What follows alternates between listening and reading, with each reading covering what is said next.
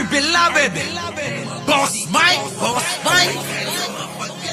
Cervera.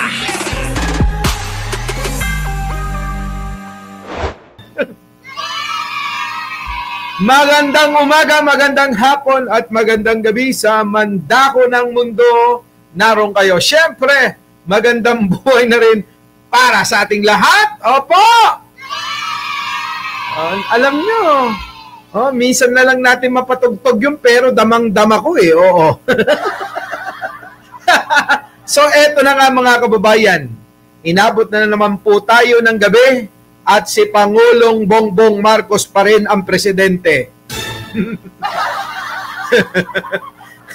Gigising na naman muli yung mga DDS bukas. Nako, oo. Si Pangulo pa rin ang presidente. Di ba, mga kababayan ko? Hindi na ho. Oo, hindi na ho nila kinakaya eh. Biruin ninyo mga kababayan, nag-rally. Oo, pinagmalaki pa si Chavit eh. Pinagmalaki pa. Parang akala mo may asim pa yung matanda eh, no? Wala nang asim si Chavit, tandaan nyo. Oo, ha? Baka akala nyo eh, kayang-kaya pa nung matanda eh. Kahit ubusin niya ang pera niya, hindi niya mapapabagsak si Pangulong Bongbong. Asa pa kayo? Binubunga yung matanda na yun. Di ba mga kababayan? Tulad ho ngayon mga kababayan. Ha? Dahil nga po hindi kinakaya ng mga DDS yung damit talaga. Biruin nyo si Kiko Barsaga, mag-isa lang ho doon sa subdivision. Hindi pinapasok, mag-isa. Mag-isa lang ho na nagwewelga. Mag-isa lang mga kababayan na nagmamiyaw-miyaw na parang pusa sa kalsada. Diyos ko, iiyakan na lang. Ngayon, mga kababayan ko, etong mga DDS, dahil nga ho walang maipakitang dami ng tao, sa mga lansangan, abay, kinopya o ninakaw na lang na naman nila yung pong mga video kahit sa ibang bansa. Ganon, style nila yan, mga kababayan. May masabi lang, syempre, sabi ni Sarah, nakakahiya naman. Gamitin ang mga trolls. Magpakalat ho ng mga rally. Kahit saan kayo kumuha. Basta maraming tao. Yan, i-post ninyo. Sabihin ninyo kung ano. Basta bida ko. Ganun si Sarah no? Mga kababayan. Bang klase. Yun nga ho yung nangyari, mga kababayan eh. Yun ho yung nangyari. Ay, biruin ninyo mga kababayan ko eh. Nagnakaw na naman sila ng video eh. Mga kababayan, ito ninakaw nilang video. Panoorin nyo. Mamaya ka na banat ba, yari ka sa akin. Ito sabi rito mga kababayan, nilagyan pa ng caption. Kung makikita nyo ho yung building, kada ho mga sulat at mga itsura ng mga tao dyan, puro ho mga taga-ibang bansa. Ibig sabihin mga kababayan, yung pong lugar na yan, wala ho rito sa Pilipinas. At yung mga tao, puro ho mga foreigner. Kasi nga ho, ninakaw ng mga DDS sa utos ni Sara Duterte para hindi daw sila mapahiya. Grabe, no? Tindi. Kakahiya. Tingnan nyo mga kababayan ko. Titigan yung maigi yung mga tao. Ayan Yan tignan nyo ho mga kababayan. Yan po ba mga Pilipino yan? Tignan nyo ho mga pagmumukha mga kababayan ko eh. Ayan Tignan nyo mukhang Indiano. Yan tignan nyo mga mukha. Yan ba mga Pilipino? Siguro kung pare-parehas kamukha ko, yung mga nandiyan dyan, Pero eto, iba talaga eh. Iba talaga. Mga kababayan ko. Hinahanap ko yung mga mukha ni Libayan. Hindi naman nakakaingit yung mukha ni Libayan. Ano ka ba? Kung makikita nyo ho dyan yung mukha ng mga aso niya, kung makikita nyo ho mga kababayan, yung mukha ni Banatbay at mga aso rin ni Banatbay, bakit naman ako maiinggit sa mga mukha niyan? Hindi naman kainggit-inggit. Hindi nga po! Ang kulit eh. Hindi nga ako naiinggit. O, tignan nyo. O, ano sabi rito? Hilahin nyo na. Palabas si BBM dyan sa Malacanang Pala. Sabi ho, tignan nyo ho mga kababayan. May ganyan ho bang lugar sa atin? Kaya, wala ho eh. Tignan nyo mga kababayan ko. Antitindi gumawa ng mga bata ni Sara, no? Ganyan ho ka-fake news ang mga grupo ni Sara Duterte. Antindi gumawa ho mga kababayan eh. Wala na ho may pakita mga kababayan. Oo, eto nga ho eh. Eto ho ang masakit mga kababayan ko, ha? Eto, oo. Panoorin ho ninyo. Eto nga. O, sinasabi at pang-uutulan naman ni Banat Bay, oo, bago yung kanilang panawagan na rally. Baka magising si Libayan, ano? Ay, hinahanap ka ni Atty. Bueno rito. Oo. Hamunin mo raw yung level mo. Huwag ka raw manghahamon ng hindi mo ka-level. Ito na mga kababayan. Kakahiya yung sasabihan ka ng ganun.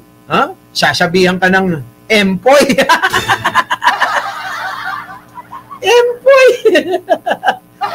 Hayop na yan. Ako, pagka ako ganun, tatawaging empoy, talagang susugurin ko sa bahay yan. Ito na, mga kababayan ko. Pasok natin. Ito, nanawagan na ho ng Ito, kala mo talaga. Ito na nga ho. Nanawagan na ho. Ito si Chavit Singson. Putik na yan, mga style yung ganyan, panoorin nyo, ho. Etong si Banat Bay, parang siguradong maaagaw nila ang kapangyarihan sa Malacanang. Ay! Ginabi na Banat Bay, bakit wala pa ring mga bakit wala pa ring mga sumasama sa inyo? Sabi ko sa inyo, wala na, mga sinto-sinto na lang natitira. Sa totoo lang ho, mga kababayan ko, wala na hong natitira na taga-suporta, si Duterte, wala na ho. Kahit si Sara pa, wala na ho! Bakit kanyo ho? Bakit kanyo, mga kababayan ko? Tingnan nyo ho, mga kababayan, yung natitira, mga sintu-sintu na lang eh. Eto namang grupo nila Libayan. Sa bagay, yung mga kasama, never mind. Wala namang bilang, ano? Putik na yan. Yan ba? Tagal-tagal nyo ng vlogger. Nadatnan ko na kayo, vlogger na kayo. Walang ya. Wala pa rin pagbabago. Hirap na hirap kayong umangat, ano? Di ba? Si Libayan naman, kung hindi tututukan si Tulpo, hindi rin magkakaroon ng views. Di ba, no? Talagang gamit na gamit din si Tulpo, no? Huwag mo namang dalasan. Pwede naman pa-jab-jab lang. Parang yung style ko lang, ganon. Yung bang pag lumabas ako, talagang pasabog, ganon. Di ba? Lahat kayo, sakayan eh, di ba? Paglabas ko, lahat sila, sakayan eh, Ganong mga style lang ba? Huwag masyado. Obvious na ginagamit yun na yung tao. Di ba? Eto na. Eto na mga kababayan ko. Wag na, wala namang bilang yung mga kasama, wag na natin banggitin. Walang yan mga kababayan. Panahon pa ho ng dinosaur nagbablog na. Hanggang ngayon mga kababayan, makita nyo. Parang ayaw panoorin ng iba. Hindi lang iba, parang ayaw panoorin ng lahat eh. Parang napipilitan na lang yung iba, panoorin lang sila. Kasi daw, dagdag din daw na taga-suporta ni Digong eh. Uy, mga DBS, huwag kayong magpalinlang. Maniwala kayo sa akin. Tandaan nyo itong sasabihin ko. Tandaan ko nyo itong sasabihin ko.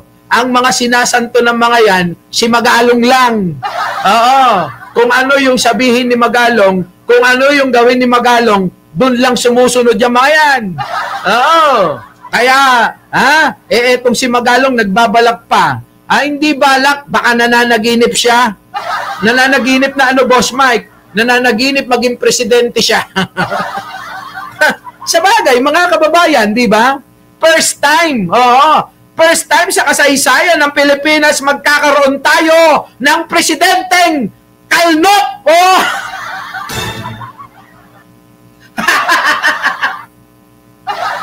Di ba?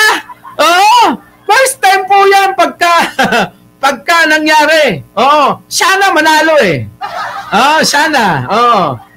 Mayor. Sige, tuloy mo. Tumakbo kang presidente. Para naman mabago yung kasaysayan, Mabago yung kasaysayan, mga kababayan. Sa unang pagkakataon, magkakaroon tayo ng presidenteng kalnot. Ano yung kalnot? Ano yung kalnot, Boss Mike? Sabi ni Anino, hindi ka kasi nakikinig eh. Yung kalnot, kalbo at saka panot. Ganon. Yun. Eto na. Tuloy na natin to. Ito pa, isa pang gunggong ito eh. Ito na. Peace tayo, Mayor. Lambing ko lang yun, lambing ko lang yun. Hindi banat yun. Lambing lang yun.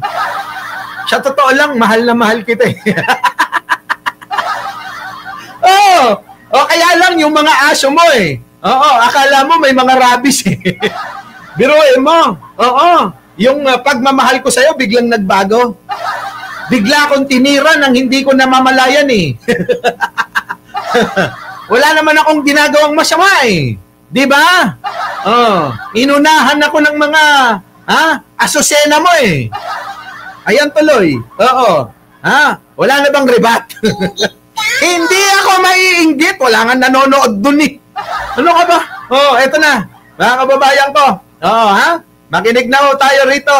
Dito sa isa pang gunggong na to, pasok! Ito na nga ho, ito, nanawagan na ho ng revolusyon itong si Chavit, kung maaalala ninyo. Bakit ba napaka-importante nito ni Chavit, yung kanyang... Ka talaga naman!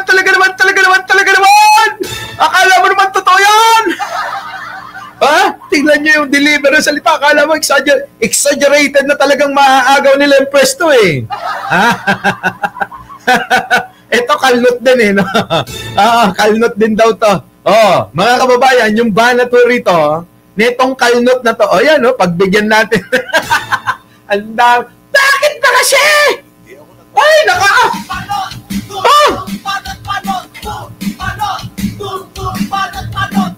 eto na, mga kababayan. Napapansin ko lahat na lang ng topic natin, mga kababayan, kalnot eh. Eto na. Eto na, mga kababayan ko. Pakinggan nyo na ho ito. Kala mo talaga totoo. Makinig. Pwede po ba, mga kababayan, konting katahimikan sa mga moderator natin, Elena Capistrano, Addictus Rex, Ai Chang, Arnold Lopez Jewel, sa mga bisita nating nandyan, huwag nyo hong kakalimutan, batiin, i-shout out, Catherine Gal po, alam nyo na yan, live po, ano ba, hindi man ako nagre-replay, hindi ako nagre-replay, maghapon na, di ba, ito, ito na, mga kababayan ko, batiin nyo lahat sila, mga moderator, wag na hindi, ito na, Banat Bay, pakinggan nyo ho yung malasiguradong mangyayaring binalita ni Banat Bay dahil, mga kababayan, si Chavit daw ay nanawagan ng revolusyon. Kininam. Ito na. Ito na nga ho, ito, nanawagan na ho ng revolusyon itong si Chavit, kung maaalala ninyo. Bakit ba napaka-importante nito ni Chavit, yung kanyang tinig? Si Chavit po ang nagpabagsak ng dating presidente na din. So ladies and gentlemen, ito ay isang yugto na naman sa ating kasaysayan na kung saan talagang matindi ang implikasyon ho nito. Titingnan natin kung talagang gagalaw ba ang ating mga kababayan o mananatiling bulag at pipi at haayaan na lang po na ang mga corrupt na government official ay manatili sa ating bayan. Kayo na po ang maghusga. Pero ito po ang pahayag po ni Chavit Singson na talaga namang wow, sabi ko.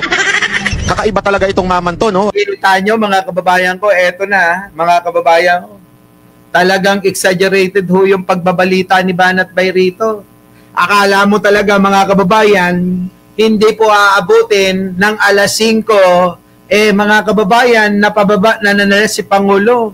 Kadalasan po kasi, mga kababayan, sa pagpapababa ng isang presidente, hindi po inaabot ng alas 4 Mga kababayan ko, nag-live yung isang kaibigan nating taga-suporta rin ni Pangulo Oo, pinuntahan ho mga kababayan, yung pong rally ng mga DDS, mga kababayan ko, kokonti lang, nilangaw ho sila mga kababayan. Tapos, eto ba yung sinasabing revolusyon?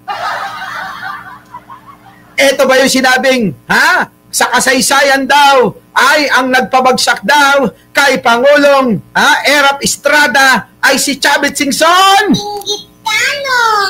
Inggit ka, no? Hindi ako naiinggit. Kita nyo, mga kababayan, Hindi ho, naging bahagi lang. Naging bahagi si Chavit Singson. Kaya ikaw naman, Chavit, huwag kang magpiling. Piling mo, ikaw talaga nagpabagsak no? Baka nakalimutan mo, mas matalino sa'yo si Gloria. Chavit, aminin mo na. Di ba? Aminin mo na, Chavit. Kahit mas maliit, kahit mas maliit si Gloria sa'yo, mas matalino yun sa'yo. Paano ko nasabi? Di sana ikaw naging presidente. Bakit si Gloria yung naging presidente kung mas matalino ka sa kanya? Tandaan nyo yan, mga kababayan ko. Tandaan nyo, si Chavit, mga kababayan, utosan lang. Yung sinasabi niyang parang mga attack dog, siya yun. Siya na yun, yung pa yun. Yan mga kababayan. Hindi nga manalo-nalong senador yan. Ilang beses na hon tumakbo sa pagkasenador yan. Yung huling laban, umatras pa yan. Bakit? Naging nasa dulo yan. Gayon, yan yung gagamitin nyo na naman para manawagan ng revolusyon. Diyos ko, mga kababayan ko, alam nyo na yon. Mama Glo, okay lang ako. Yung puso ko, okay lang to. Dahil isa lang ang nagmamay-ari nito. Hindi na dalawa, hindi na tatlo. Dati kasi mga kababayan, umaabot pa ng 7. Eto na! Sige, tuloy mo. Yung pangarap nyo. Napaka-relevant itong mama na ito dahil talaga namang iba ang kanyang impact. Paano naging relevant ba at ba'y ibinubunga sa may rally? Kulang na lang duruan sa mukha Kulang na lang tapunan ng... Naku, sorry naman sa nanalanghanian, nagapunan, nagagahan. Hindi ko mabanggit yung salitang 3 letra lang sorry naman, Kulang na lang ho. Tapunan, ng 3 letra, na ayaw nyong marinig kapag kumakain kayo. Yung pagmumukha niyang kulubot na. Saan ka naman nakakita ng ganun, mga... Hay, grabe naman kayo! Di ba? Kulang na lang ho. Kulang na lang talaga. Tapunan yung pagmumukha niyan. Nang sinasabi nyo, hindi ko mabanggit, ayaw lumabas sa dila ko. Di ba? Tignan nyo yung pagmumukha ni Chavit, mga kababayan ko. Sa totoo lang, mga kababayan, yung mga nagrarally na yan, kulang na lang, tingin sa mukha niyan, inidoro. Sama nyo na to! Yan! Di ba mga mukhang inidoro? Di ba? Baka gusto nyo, sama na rin si Libayan. Uy, kamukha ni Empol yun. Artista yung kamukha nun. Ito na, mga kababayan. Pag siya po ang nagsalita at ang napakaganda ng kanyang sinabi, peaceful at lawful revolution. Panahon na para tawagan ng ating gobyerno na bumaba lahat. Banat pa, ano na nangyari? Ano na? Anong oras na? Alas 7 na pasado eh. Meron pa bang DDS na nagrarally? O baka mas marami pa yung mga nagrarally para sabihin na ikulong si Sara Duterte. Diba? Yun mga kababayan. Baka mas marami pa ho yung pong mga nagrarally na gusto ho ikulong si Sara Duterte. Di ba? Eto na mga kababayan. Malinaw po yan ha. Hindi po yan katulad ng panawagan ng mga CPP, NPA, NDF na mga makakaliwa dyan sa kamera na wag daw pababain si Marcos. Naku po, for the first time. Gago! Kita nyo mga kababayan, di ba?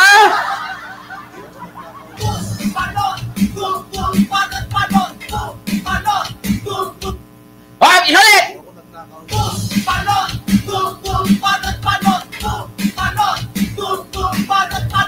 Di ba? Mga kababayan ko? Uy! Nabuhay si Mami Kimberly, Mami, kamusta ka na? Mami! Para sa'yo to! Happy birthday po sa lahat ng mga may birthday! Yun, bagong silang ho! Bagong silang po si Mami Carmen Kimberly, di ba? Grabe, mga kababayan ko. Ibang klase, di ba? Para kay Mami Carmen Kimberly yan, Di ba, mga kababayan ko? Birthday ho. Pakibati na lang ho si Mami Carmen, mga kababayan ko. Eto na. Mami Carmen, bagong buhay, kaya parang birthday mo na yan, eto na. Ang mga hindot ng mga CPP, NPA, NDF for the first time hindi nanawagan na bumaba ang presidente. Bakit kaya? Kasi napagtanto nila kapag kaho bumaba si Pangulong Bongbong, ang uupong papalit sa kanya may sira sa ulo. Kaya ayaw nila. Ganon di ba? Kaya ayaw nila. Di ba? Nako, Jewel, thank you naman. Thank you po, makakabili na ako ng kape. 3-in-1 mamaya. Tuloy. Alam nyo mga kababayan, this is not about politics. This is not about people. This is not about color. Alam nyo, ako matagal ko na ho itong... para saan? Di ba para kay Sara Duterte lang? Huwag nyo kaming ini-etchos. Huwag nyo kaming ini-etchos, banat bay. Hindi kami tanga na katulad ninyo. Hindi kami tanga. Ini-etchos tayo mga kababayan eh. Sing Coronado. Naku, nag-abala pa si Sing Coronado. Makakabili ko nito ng 3 and 6. 3 and 6. 6 and 1. 6 and 1 mga kababayan. Eto na. Panawagan din ho dahil kasi ang bayan natin kawawa na. Kayong mga OFW. Anong kawawa? Ayan ka na naman, pananawagan ka na naman sa mga OFW yung mga taga-suportan. Tanga-tanga! Diba? Tanga-tanga ng mga taga-suportan nyo, naniniwala sa inyo. Wala na nga natitira. Panay kayo paasa. Pinaasa nyo ng pinaasa yung mga taga-suportan yung OFW. Sorry sa inyo, pero talagang nuknukan na katangahan nyo. Magkita-kita man tayo sa ibang bansa, haharap ako ng diretso sa mata nyo. Hindi ako inggit. Paano ka maiinggit sa mga tanga? Diba? Ayan mga kababayan ko. Yan, kukunin na naman loob ng mga OFW ng mga tagasagot ng mga travel nyo. Diba? Hindi ako maiinggit. Ba't ako yung maiinggit? Hindi natin gawain na manghingi sa iba. Ganon. Itong mga ito, ayon sa ating bugwit, abay, sinasagot, hindi na, ano nakakaingit doon? Hindi ba nakakahiya yun? Umaasa ka doon sa mga tao na nagsasakripisyo, lumaya sa bansang ito para maghanap buhay, tapos huhut-hutan nyo? Mahiya naman kayo! Di ba? Ang dami nang nag-offer niyan. Kahit si Mami Kimberly nag-offer na niyan. Ayoko niyan. May pera naman tayo. Di ba? Oh. Oh, yun, mga kababayan eh. Etong mga to, nagpupunta ng ibang bansa, mga kababayan. Tapos pala, mga kababayan eh, dahil sa mga OFW na nauuto ng mga yan. Kawawa naman, ano? Kawawa. Imbis na ibigay sa pamilya, imbis na ibigay sa mga anak, imbis na ibigay sa mga kamag-anak na nahihirapan, napupunta pa sa mga yan. Napupunta pa sa mga yan. Di ba? Oh, tuloy. W na nanonood dito, alam ninyo, ramdam ninyo ang isang bansang maayos-ayos ang gobyerno. Paano nila mararamdaman tanga? Tatanga-tanga talaga to. Paano mararamdaman ng mga OFW kung wala sila rito? Bobo, di ba? Inuuto talaga. Di po ba, mga kababayan ko? Sabi niya, oh, ramdam nyo naman, ano? Kayong mga OFW na nanonood dito, ramdam nyo kung nasa kaayusan ng bansang ito. Bubu! Walang ibang makakaramdam niyan lang yan kung sino yung mga nandito. Yun. Palibasa kayo, kayo ay mga nakikinabang kay Kibuloy at kay Digunyo. Yun. Tuloy. Ano? Di ba ho? Isang bansang naninilbihan ang gobyerno sa kanilang mga citizen. Hindi ho perpekto, pero alam mong may pinatutunguhan ng bawat bayad mo ng tax. Di ba? Marami ho dyan. Bakit? Sino ba mga nagnanakaw? Di ba ng panahon ni Digong? Nakakalimutan mo yon. Noong panahon ni Digong, nasaan na yung halos 15,000 na flood control. Kung hindi ako nagkakamali, 13,970 flood control. Bakit wala yun? Tapos hahanapin nyo kay Pangulong Bongbong. Tapos ngayon at nag-iimbestiga yung mama, mga kababayan. Tapos nag-iimbestiga yung mama, si Pangulong Bongbong, sa mga katarantaduhan ng mga politikong senador, congressman. Sama nyo na yung nakaraang presidente na si Digong. Kaya kayo nagkakaganyan ngayon. Yun, mga kababayan. Di ba? Sabi, ako, mahal ng tax dito sa bansang ganito, di ba? Pero ramdam namin yung tax. Sa Pilipinas, putang ina, nandun sa sugalan yung tax natin. Problema, ni Digong yan. Bakit hindi sinulusyonan nung panahon niya? At ngayon ay sinusolusyonan ni Pangulo. Gusto nyo, sirain pa siya. Tingnan nyo, mga kababayan, unawain nyo maigi ito sinasabi ko. Yung problema na yon panahon pa ni Digong. Bakit pinaabot pa kay Pangulong Bongbong? At ngayon si Pangulong Bongbong pilit inaayos ngayon? Abay sinisiraan ng mga itong gonggong? O kita nyo ho? Kung hindi ba naman mga siraulo? Kung hindi ba naman hindi lang mga kalnot ang mga bumbunan neto? Di ba? Mga sira pa rin ang ulo.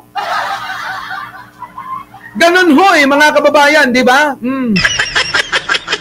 Yung tax natin nasa kanilang mga sasakyan. Sino ba yon? Bata ni Digong yun.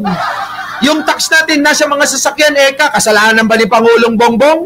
Hindi kasalanan ni Pangulong Bongbong. Bakit?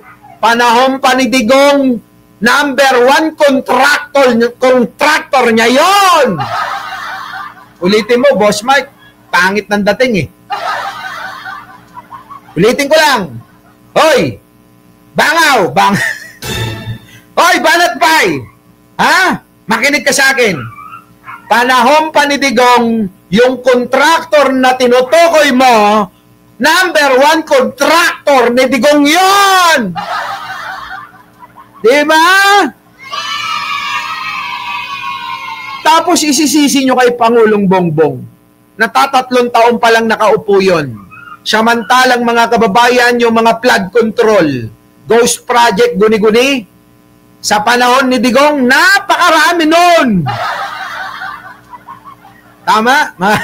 Nadali na. Kundi ba naman kung sabi ko sa inyo lahat na lang ng kasalanan ni Digong, ibibintang kay Pangulong Bongbong.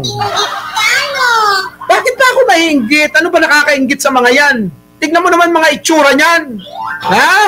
Di ba? Ano nakakainggit dyan? Inggitano. Hindi nga ako naiinggit. Ang papangit niyan. Oh! Parehas pa kaming nakasalamin yan. Pero kitang-kita nyo, mga kababayan, sa pormahan pa lang. Hindi nga ako naiinggit dyan. Tignan mo naman itsura niyan. Eto na. Tuloy na natin. At higit sa lahat yung tax natin ang nasa kanilang mga eroplano. Kita nyo, mga eroplano! Mga eroplano, si kay Pangulong Bongbong. Ngayon, kung may kasalanan, yung ibang tao, bakit nagiging kasalanan ni Pangulong Bongbong? Sige nga. Bakit nyo dinadamay sa kasalanan ng iba? Yung aming Pangulo na hinalal. Yung aming Pangulo na binoto. Di ba? Bakit nyo sinasali? Bakit nyo dinadamay? Si Pangulo ba ang may eroplano? Bakit hindi mo muna tanungin si Chavit kung saan galing yung mga eroplano niya? Di ba? Sa bagay, tuloy-tuloy lang ho to, mga kababayan eh. Etong mga banat nito eh. Walang kwenta, mga kababayan. So, ibig ko sabihin, ayan, ganyan. Yung mga style ng mga yan, Ano nangyari na? Ang tanong, di ba? Sa panawagan na revolusyon, sa panawagan na pababain si Pangulong Bongbong, ilan lang ho yung dumalo roon. Our beloved Boss Mike Severa.